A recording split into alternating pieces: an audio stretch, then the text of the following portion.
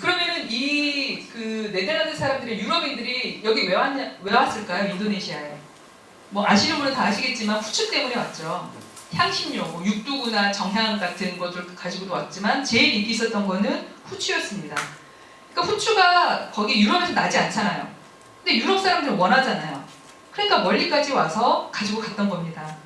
그런데 했던 면직물을 어느 순간 유럽에서 만들어냅니다. 그 만들어낸 것 중에 하나가 이 왁스프린트가 될 텐데요. 이게 유럽에 들어온 인도산 면직물입니다. 그 모슬린이라고도 불렸고 캘리코 친츠라고도 불렸어요. 그 모슬린은 아주 얇게 만들어진 그 면인데요. 모슬린을 입고 있으면 너무 가벼우면서도 너무 화려하기 때문에 원래는 이게 대량으로 들어오면 귀족들이나 왕족들을 위한 것이었을까요? 원래는 서민들을 위한 직물이었대요. 우리나라 진짜 그 무명천처럼. 그런데 너무 아름다워서 지금 이 입고 있는 분이 누구신지 아세요? 네, 네 맞아요. 마리 앙뚜아네트입니다. 이 마리 앙뚜아네트가 이제 이 옷을 입고 온 거예요. 이전에 여러분이 보셨던 마리의 모습은 실크, 레이스. 이걸 본 그 귀족들은 뭐라고 얘기했을까요? 예쁘다라고 했을까요? 뭐라고 했을까요? 아니 왜 서민들이 입는 천을 두르고 있냐? 그리고 아니 왜 속옷을 입고 있냐? 겉옷을 안 입고 이렇게 굉장히 그 원색적인 비난을 했다고 합니다.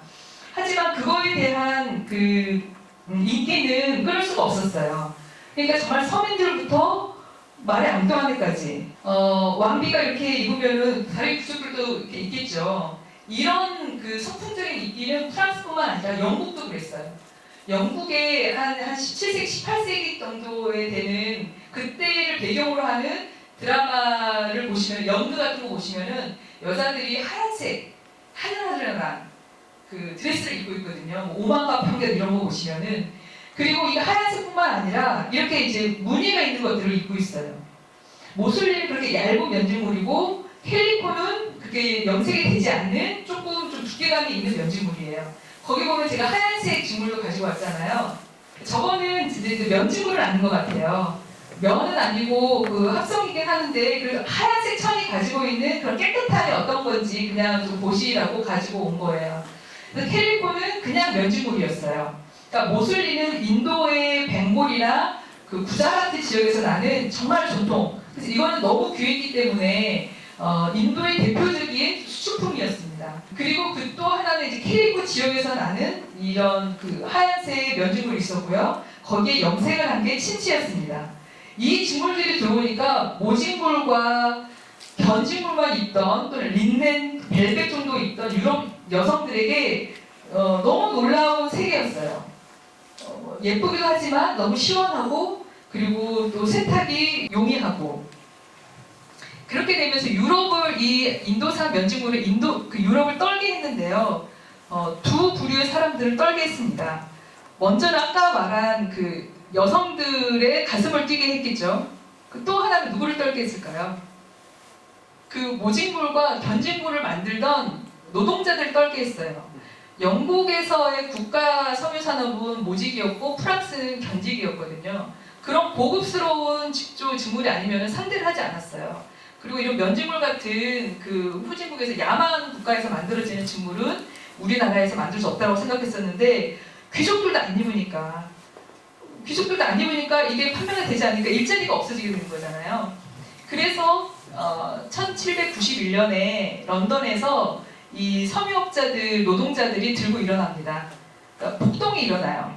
그래서 이 캘리코나 친츠를 입고 있는 여자들의 옷을 찢는다거나 심지어 뭐 황산까지 뿌리는 일이 있었다고 하는데 그렇게까지 폭동이 일어나니까 영국에서 1721년에 캘리코 법을 발효를 합니다. 제정을 해서 입지 마라. 들여오지도 마라. 그러니까 팔지도 말고 사지도 마라. 그리고 염색도 하지 마라. 라는 법이 마련이 돼서 캘리코 금지법이 되는데요. 이렇게 하지 말라고 해서 안 하나요? 네, 그 스코틀랜드의 스카치 위스키가 맛있어진 이유가 술 만들지 말라고 금지시켜놓고 관세를 많이 붙여놨더니 그 만드는 사람들이 멀리 올라가서 밀주를 만들다 보니까 몰래 하다 보니까 기술이 더 좋아졌나 봐요. 그래서 이제 고급스러운 스카치 위스키가 나왔다고 하는데 이것도 하지 말라고 하니까 이제 숨어 들어가는 거죠. 그리고 그 수요를 막을 수가 없잖아요. 분명히 원하고 있으니까. 그래서 이 사용 금지법으로 일단은 막아놓습니다. 인도산이나 그런 걸 사용하지 못하게. 그러면 일단 인도에서 가지고 온 직물들이 있잖아요. 이거 어떻게 하죠? 버리나요? 직물을 좋아하는 아프리카로 갔습니다. 그 이야기는 좀 더 뒤에 할 거고요. 일단은 못 입게, 못 가져오게, 못 사게 했는데 그러고 나서 영국과 프랑스나 다른 유럽 국가들은 뭘 했을까요? 우리가 만들자. 시장이 있으니. 라고 해서 이제 그 만들기 시작합니다. 제일 먼저 풀어야 되는 거는 이렇게 손으로 이렇게 직조하는 거를 어떻게 빠르게 만드느냐는 거죠. 그 기계가 플라잉 셔틀이 1734년에 만들어집니다. 플라잉 셔틀이라는 용어에서도 알 수 있듯이 막 날면서 실을 방직을 해내는 거예요. 그 직물을 만들어내는 거예요. 그러면서 이제 1730년에 그 플라잉 셔틀이 만들어지고 1760년대 요즘 되면서 이제 방직기가 만들어집니다. 그래서 뭐 80년대, 1780년대쯤 되면 영국에서 이제 산업혁명이 시작되는 거잖아요. 그 산업혁명에서 만들어낸 게 지금 우리 시대의 정말 그 핸드폰과 같은, 아이폰과 같은, 갤럭시 폰과 같은 면직물이었던 거죠. 그래서 이게 만들어지고 나서 처음에는 이제 면직물만 만들었다가 1785년에 토마스 벨, 영국인이죠. 직물 인쇄기를 만듭니다. 그래서 이제 친츠를 따라서 만들어야 되는데 기술이 없잖아요. 그 친츠와 같이 만들 수 있는 이런 그 직물 염색기를 만들어서 만들어내기 시작해서 앞에 봤었던 친츠와 정말 똑같은 친츠의 모방품 이미테이션 영국산 면직물이 나옵니다. 이런 면직물은 영국뿐만 아니라 프랑스, 네덜란드, 독일, 스위스, 베를린에서 다 만들어져요. 유럽 전역에서 굉장히 많은 히트를 하게 되죠. 그 중에 최강국은 역시 영국이었죠. 영국이 이제 그 손으로 만드는 수공예에서 공장에서 만드는 이거 공장제로 나왔을 때 가장 큰 변화가 뭐였을까요? 양이 많아졌어요. 네네. 대량 생산하다 보니까 이제 만들고 나서 내 손은 충분히 찼어요. 근데 계속 만들어지잖아요. 공장 돌아가니까. 그럼 그거 다 어떡하겠어요? 어디로 보냈을까요? 이 면직물을 만들어낸 데를 쉽게 말하면은 끊어야죠. 인도로 가져갑니다. 그래서 인도에 그걸 풀고 더 저가로 푸니까 더 많은 사람이 사겠죠. 그리고 인도에서 들어오는 캘리퍼에는 70%에서 80%의 관세를 매깁니다. 그리고 영국에서 만든 것을 인도로 갈 때는 0%. 그리고 아까 그 모슬린 있잖아요. 그거를 만드는 구자라트나 벵골에 있는 장인들의 손가락을 또 잘라버립니다. 그 인도에서는 면직물을 사려면 완전히 붕괴가 돼요. 그래서 간디가 나와서 이게 돌린 것도 그것을 얘기를 하고 싶은 거였던 것 같아요. 결국 이제 그 영국은 이 면직물 산업을 하면서 만들고 나서 파는 것은 여기 우리나라에서만 파는 게 아니라 다른 나라에서도 팔 수 있구나. 쉽게 말하면은 크게 이제 성공을 한 거죠. 그 시장의 개념이 나온 것일 수도 있고 생산하는 것과 또 소비하는 것이 다를 수 있다는 것도 학습이 됐을 테고요. 그리고 나서 이제 인도 친트는 정복했어요.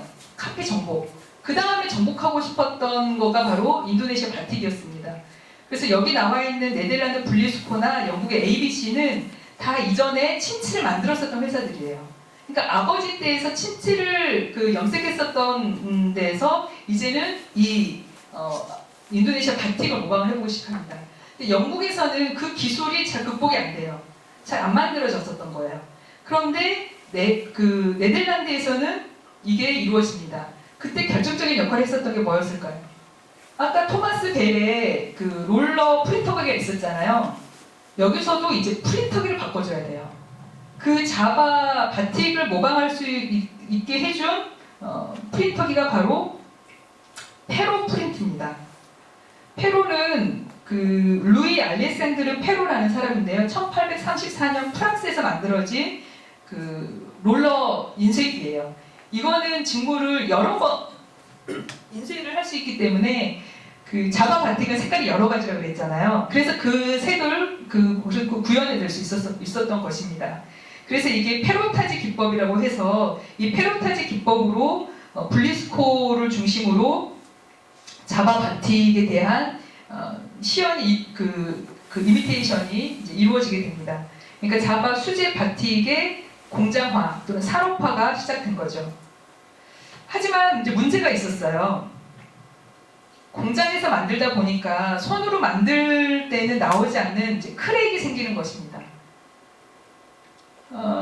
이 공장에서 만들어지는 것을 봤을 때 자바인들이 봤을 때 미관상으로도 문제가 있었지만 더 큰 문제는 뭐였을까요? 자바 바틱은 왕들을 위한 직물이었잖아요.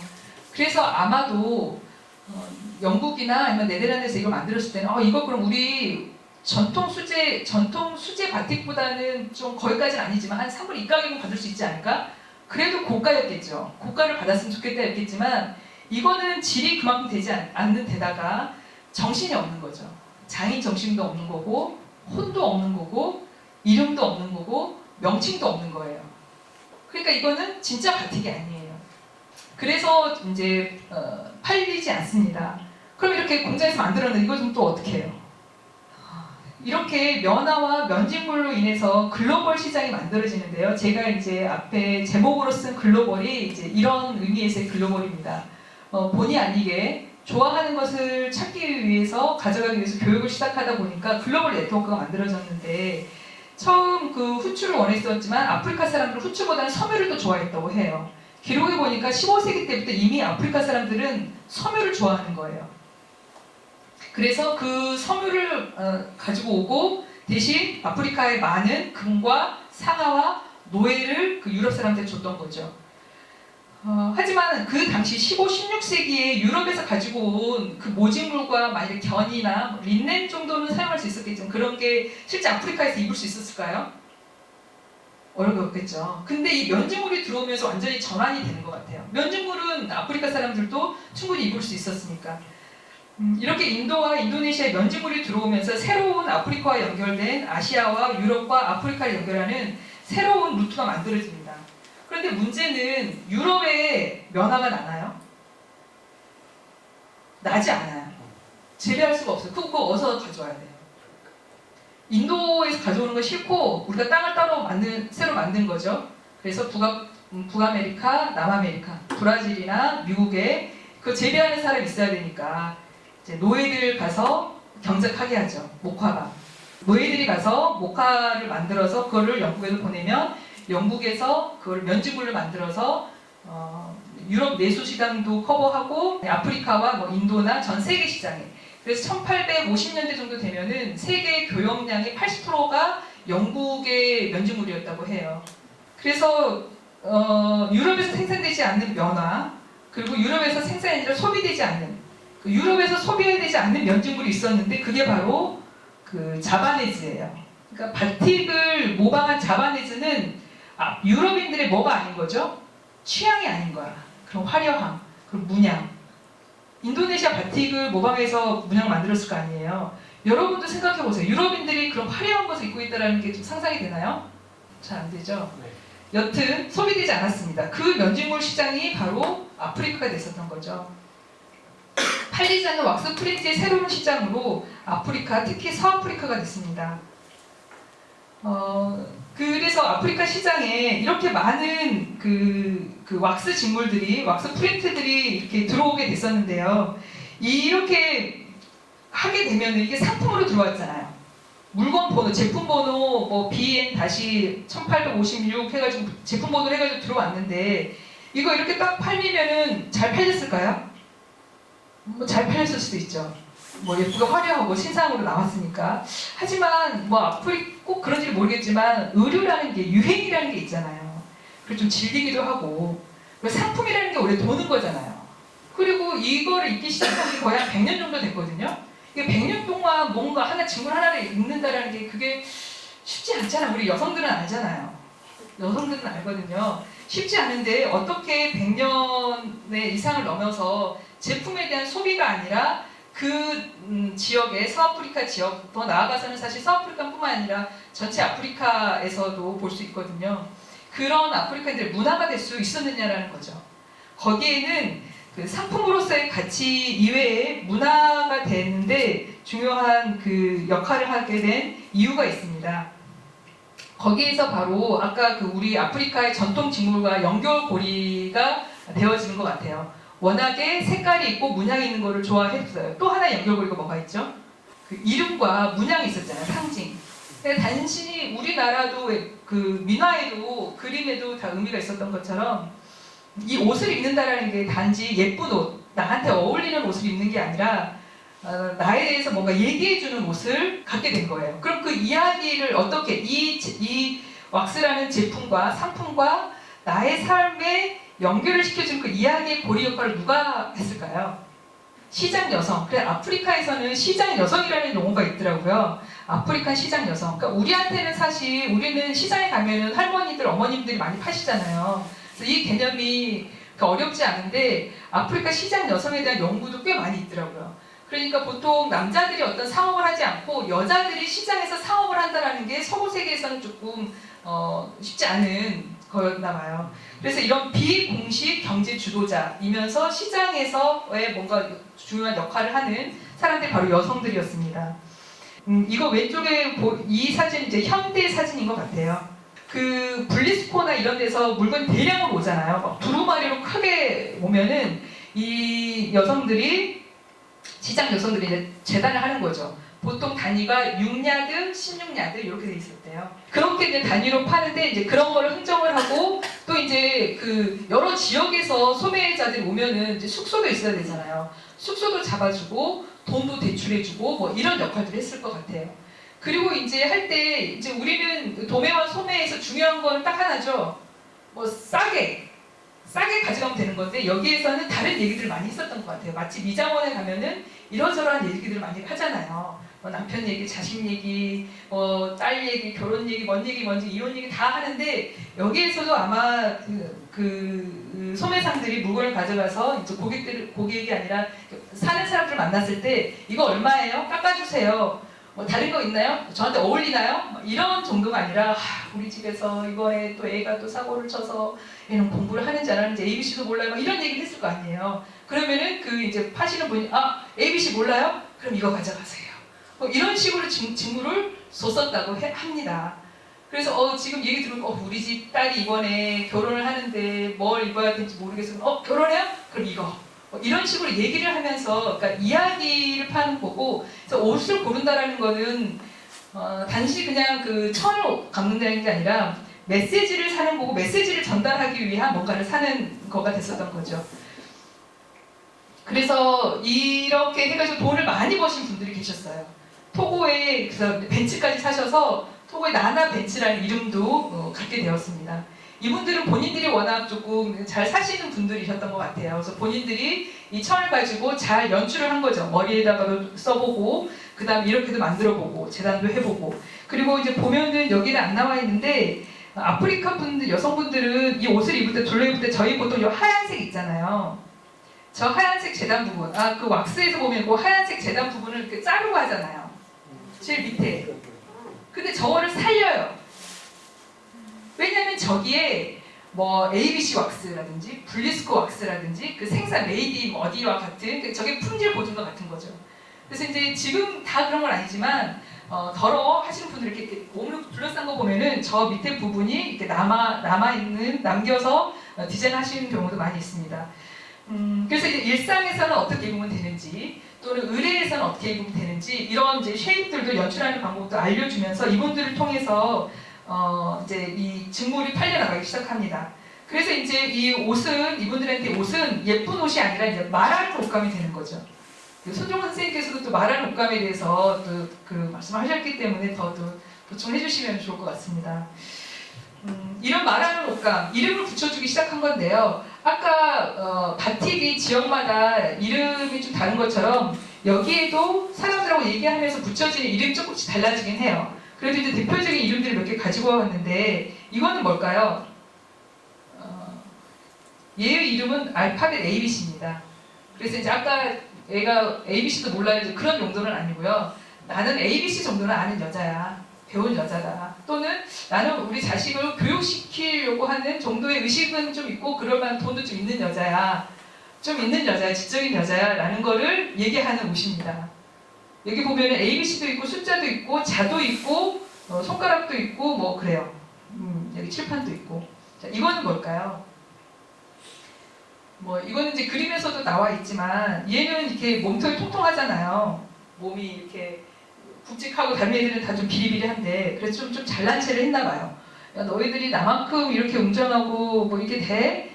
그러다가 또 부러진 거죠. 그래서 혼자 서 있는 나무는 쓰러진다. 그래서 혼자 잘났다고 생각하지만 그러면은 넘어져서 부러지니까 이웃과 같이 잘 돕고 살아야 된다. 여기 쓰여져 있는 말이 혼자 서 있는 나무는 쓰러진다가 봐요. 그래서 여러분 새 학기가 됐는데 누가 굉장히 잘난 체를 한다. 그럼 이런 거 한번 쫙 입고 와야 되죠. 할 필요 없어요. 얼굴 붉혀가면서까지. 이건 뭘까요? 여러분 같으면 어떤 거를 붙여주시고 싶으신가요? 쉽지 않죠. 쉽지 않아요. 이거 붙이려면은 굉장한 인생에 대한 통찰이 있어야지 되고 쉽게 이렇게 단순하게 나올 수 있는 이름이 아닙니다. 이 이름은 계단이라고 생각하시는 분들도 계실 거예요. 계단도 있지만 또 죽음의 사다리라는 의미도 있습니다. 그래서 인생이 이렇게 오를 때가 있고 내릴 때가 있다. 또 이제 죽음 앞에 누구나 죽음을 맞기 때문에 누구나 진실된 삶을 살아야 된다. 제가 이제 이거와 관련된 이제 기사를 보다가 이것도 봤어요. 자기 남자친구를 이제 부모님한테 소개시켜 드리려고 이제 집으로 데려왔대요. 그래서 이제 할머니랑 부모님한테 선물해 준다고 이런 왁스를, 분리스코 왁스겠죠. 진품. 이런 왁스를 사가지고 드렸는데 할머니한테 이걸 드린 거야. 큰일 난 거죠. 이거는 죽음의 사달이거든요. 죽음에 가까워지는. 죽음에 가까워지고 있으니 너의 삶을 되돌아봐라, 성찰해라 라는 의미인데 그래서 여자친구한테 혼났다라는 얘기가 있습니다.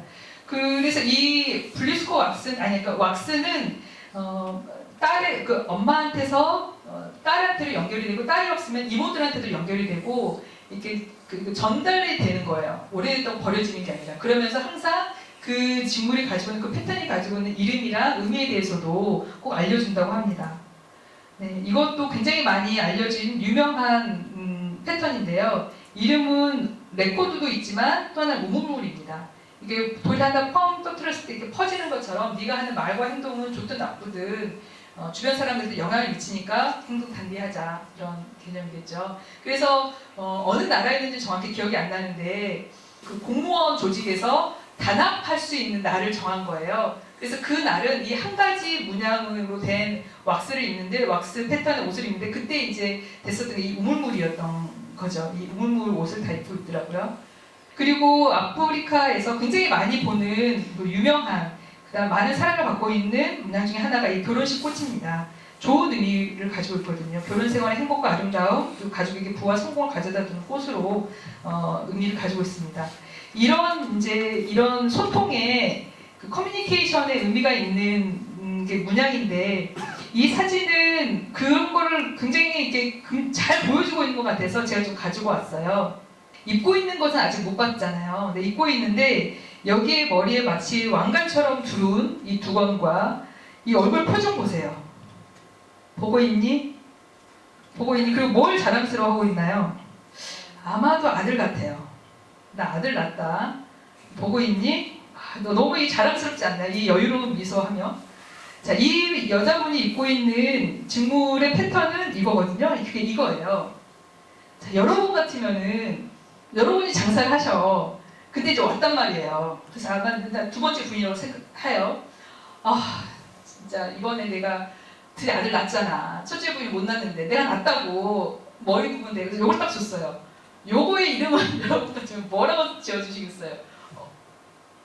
요 직물의 이름은 라이벌의 눈입니다. 라이벌의 눈이거든요. 그래서 나는 너를 지켜본다 또는 경쟁 관계에 있는 사람한테 하는 얘기겠죠. 보고 있나? 라이벌? 내가 먼저 낫다 이런 게 아닐까. 그런 거가 제 혼자 이게 해석이 되는 사진이어서 좀 가져와 봤습니다. 특히 이분의 표정이 아주 압권이었어요. 이 모든 걸 얘기해주는. 그리고 이 사진을 찍은 세이두 케이타도 되게 유명한 사진 작가입니다. 이건 이제 분리스코에서 발간하는 매거진에 있는 사진을 가져온 건데 아프리카에서는 이렇게 결혼식이 되면은 이 분리스코 왁스를 답례품으로 또는 예단으로 이렇게 주는 풍습이 있어요.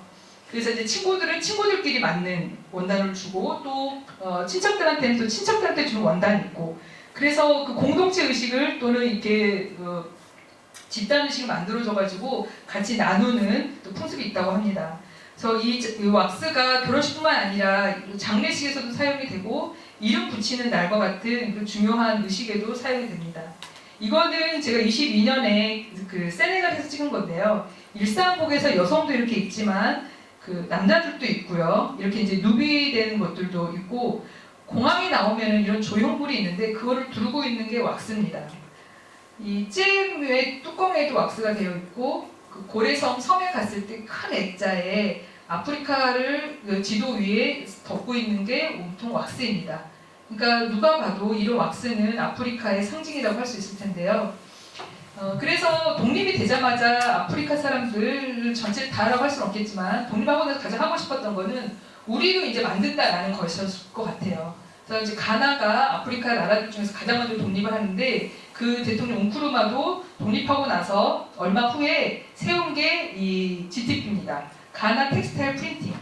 그래서 블리스코나 그다음에 이제 그 스위스의 우딘이라는 데도 명품을 만드는 데였거든요. 거기에 있는 기술자들을 데리고 오고 거기에 있는 디자인들을 가지고 와서 이제 제조를 합니다. 그 현지에서 제조를 하게 되면서 이전에는 그 가나 사람들이 왁스가 우리 거야 라는 생각이 없었는데 이제 현지에서도 만들어지면서 아 우리 거다 가나의 것이다 라고 생각하게 받아들이게 됐다고 합니다. 이 GTP는 지금도 생산이 되고 있습니다. 그런데 다른 나라들도 이런 이제 현지 생산을 위한 공장들을 많이 세웠거든요. 근데 지금 어떻게 됐을까요? 많이 망했어요. 누구 때문일까요? 메이드 인 차이나 때문입니다. 하지만 그럼에도 불구하고 GTP는 지금도 영업을 하고 있고요. 아프리카에서의 현지 생산이 이런 시도들이 있었다는 것입니다. 그러면 이제 독립과 함께 이제 아프리카 현지 생산과 또 왁스 프린트된 질도 좀 좋아졌겠죠. 그러면 이제 어떻게 됐을까요? 아프리카에서만 입는 왁스가 아니라 이제 세계 곳곳에서 입게 된 거예요. 그럼 갑자기 막 아시아 사람들이 입게 되고 막 미국 사람이 입게 되고 막 영국 사람이 입게 됐을까요? 그건 아니었을 거고요. 독립 이후에 이제는 노예가 아니라 자기 스스로 직장을 찾아서 학교를 찾아서 유학을 하기 위해서 이제 미국으로도 가고 영국으로도 가는 사람들이 생깁니다. 새로운 이제 20세기의 디아스포라죠. 그 사람들의 후예들은 변호사도 되고 의사도 되고 굉장히 이제 사회적으로 신분이 높아지는데 그분들은 자기네들이 똑같이 유럽 사람들처럼 미국 사람들처럼 입지 않는 거예요. 대신 오래전부터 자기네들 봐왔었어. 할머니가 입는 걸 봐왔었던 그 옷을 입게 되는데 그게 아마 왁스이지 않았을까. 여러분 이걸 딱 봤을 때 이 제목을 가리고 봤을 때 처음에 어떤 사람일 것 같아요? 아프리카 사람인가? 생각하지 않으셨어요? 그런데 여기 가운데 이분들이 둘러있는 식탁 이거가 뭘까요? 아프리카 지도예요. 그러니까 여기 둘러있는 분들은 뭐 하고 있는 거죠? 지금 땅 따먹기 하고 있는 거거든요. 이게 1884년에서 5년까지 베를린에서 회담이 있었어요. 유럽의 15개 국가들 다 모여서 자 우리 이제 싸움 그만하고 적당히 좀 나눠서 하자 라고 해서 이제 지금과 같은 그게 국경선이 나왔잖아요. 이거를 일컫는 말이 아프리카 쟁탈전이라고 합니다. 그러니까 우리가 보기에 목이 없어서 마치 알 수는 없지만 요것만 봐서 이거 아프리카다 라고 생각했는데 아프리카는 아니었던 거죠. 잉카 쇼니발이 하고 싶은 말은 그거예요. 이건 아프리카 적이지만 아프리카가 아니다. 아프리카를 소비를 하는 유럽 열강들의 또 다른 문화적 쟁탈이지 않느냐라는 얘기도 하는 거고 또 문화적 정체성이라는 게 오롯이 하나의 순수한 뭔가로 만들어지는 것은 아니지 않느냐 그런 고민이 잉카 스스로에게 있었을 것 같아요. 영국인이지만 영국인으로 쳐주지 않잖아요. 흑인이라는 것 때문에. 그럼 이 혼족성의 문제를 어떻게 극복하냐는 거죠. 그래서 마치 자기처럼 왁스를 보면은 그 안에 있는 혼종화된 것을 부정적으로 보기보다는 자기를 이해하려고 하는 또 사람들에게 얘기하려고 하는 그 안에 가지고 있는 글로벌 무역 네트워크와 또는 제국주의의 역사와 이런 것들을 긴 얘기로 하지 않고 그냥 이 왁스 하나로 표현하고 있지 않나 싶습니다. 그래서 이 쇼니바리 같은 사람들이 탈식민주의 작가로 얘기가 되면서 계속 많은 논문에서 연구되고 있는 것도 그런 맥락입니다. 그래서 이 사람들이 계속 던지고 있는 질문들은 그거죠. 왁스가 진짜 아프리카일까? 너희들이 보면서 아프리카적이네? 라고 하는 게 진짜 아프리카인 것이냐? 라는 질문들을 하고 있습니다. 그 이면에는 역시 그렇게 왁스를 팔아서 수익을 얻는 얻는 나라는 어디냐라는 고민도 들어있을 테고요. 이처럼 왁스 프린트는 정품은 네덜란드산 또는 영국산입니다. 그리고 왁스 프린트는 진짜 아프리카 직물이 아니다라는 말도 맞아요. 아프리카 프린트의 기원은 인도네시아 바티인 것도 맞고 아프리카 패브릭이 아닌 것도 맞아요. 하지만 실제로 그 바틱에서 기원을 하고 유럽 사람들이 만들었지만 그 상품을 소비하지 않았다면 그리고 삶에서 100년 동안 입어오지 않았다면 그게 남아있을까? 또는 그거는 소비의 차원이 아니라 문화의 차원으로 만들어갔기 때문에 이거에 대한 지분은 인정해줘야 되지 않느냐는 거죠. 그러니까 왁스 프린트를 아프리카 왁스로 만든 거에는 아프리카인들의 창조적인 정신적인 행위가 있었다라는 거죠. 참여가 있었다라는 거고. 그래서 단순히 식민지 제국주의 국가에서 만든 공장제 상품을 소비하는 걸로 끝나지 않았다라는 겁니다. 그래서 아프리카의 문화, 아프리카의 유산이 되었다라고 말할 수 있을 것 같습니다. 그래서 이제 아까 말한 그런 비틀어진 시선, 또 고가운 시선들을 이제 그 과감히 나서는 사람들이 있습니다. 아프리카의 이런 패션 디자이너들인데요. 결국 그 매듭을 풀어나가는 것도 누가 풀어나가느냐에 따라서 풀릴 수 있는 것 같습니다. 그 리사 폴라웨어라는 사람인데요.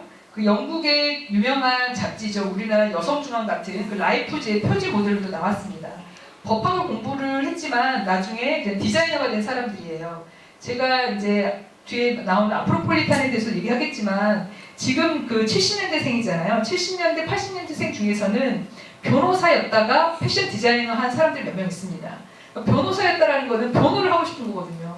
말을 하고 싶은 거예요. 근데 그걸 법정에서 하지 않고 패션으로 말을 하게 됩니다. 리사 폴로웨어도 그 중에 한 사람인 것 같아요. 이 사람이 그 앙카라, 아까 그 현지에서는 앙카라라고 얘기한다고 했죠. 이 왁스를 가지고 작업을 이렇게 하는데요. 이 라이프 잡지에서 이렇게 얘기를 합니다. 우리 어머니, 할머니가 그걸 입었고 아마 증조모도 그걸 입었을 겁니다. 다른 얘기를 하진 않아요. 거기에 이 말이 들어있겠죠. 좋다, 우리가 만들지 않았지만 우리가 입었기 때문에 우리 것이다 라는 얘기를 하고 싶었던 것 같습니다. 그리고 프랑스에서도 디자이너가 이걸 가지고 작업을 합니다. 역시 흑인이지만 이 사람은 자기가 보면서 자랐었던 게 이 왁스다. 그게 뭐 어디서 만들었든 간에. 그래서 우리 엄마의 옷장에는 그런 왁스들이 굉장히 많이 있었고 그런 영감을 받았고 그런 영향을 받았기 때문에 내가 디자이너는 될 수 있었다라고 얘기를 하면서 프랑스에서 샵을 내서 운영을 하고 있습니다. 아프리카 사람들뿐만 아니라 그 아프리카 풍의 그 이미지는 서구 디자이너들한테도 굉장히 매력적인 호감이 가는 소재예요. 하지만 이거를 차라리 저는 세계 패션계라고 안 하고 유럽 패션계라고 말하고 싶네요. 그 서구 패션계에서는 이게 문화적 전유와 함께 얘기가 됩니다. 왜냐하면은 호체크도 이제 오스트리아 사람이고 또 이제 그 다른 서구의 디자이너들도 가끔 이 왁스를 가지고 작업을 하는데 거기에 설명에 이런 식으로 쓰는 거예요. 영국산 왁스를 썼다거나 아니면은 네덜란드산 왁스를 썼다거나. 그러니까 거기에 아프리카는 그냥 빼는 거죠. 이거는 문화적 전유 아니냐라고 지적을 하는 거예요. 즉 이런 아프리카적인 이미지를 만든 거에 대한 그 역사적인 맥락, 아프리카에서의 소비돼서 그 역사적인 맥락을 빼고 그냥 그 아프리카 이미지만 소비하는 거죠. 그리고 그 블리스코에서는 정기적으로 이 왁스를 가지고 이제 이런 패션쇼를 하거든요. 그래서 논문 중에는 재전유라는 말을 써요. 그러니까 한번 바틱을 전유를 했고 그 다음에 이제 아프리카 사람들이 만든 아프리카 왁스의 이미지를 또 전유를 해서 블리스코에서 이걸 우리가 만들었으니까 우리가 마음대로 할 수 있다라고 하고 할 수 있다라는 맥락으로 발표된 논문도 읽었습니다. 이렇게 왁스는 아프리카 인뿐만 아니라 세계 패션을 하는 사람들에게도 흥미로운 소재이고 아프리카를 다룰 때 접근하는 소재이기도 합니다. 그리고 잠깐 말한 아프로폴리탄한테도 자기 정체성을 표현하는 소재입니다. 아프로폴리탄. 근데 이제 요즘은 아프로폴리탄이 왁스, 자기네들이 알고 있었던 아프리카 직물이 왁스로만 알고 있었어요. 왜냐하면 맨날 보는 게 왁스니까. 그런데 이제 조금씩 각성을 하기 시작한 거예요. 저런 이제 언론 기사를 통해서도 또는 이제 연구자들을 통해서도. 그래서 요즘에는 아프로폴리탄 그 패션 디자이너들이 이제 아프리카의 직물, 보골란핀이나 켄테나 코오나 이런 걸 가지고 이제 패션을 많이 자기 표현을 하는 걸로 또 알고 있습니다.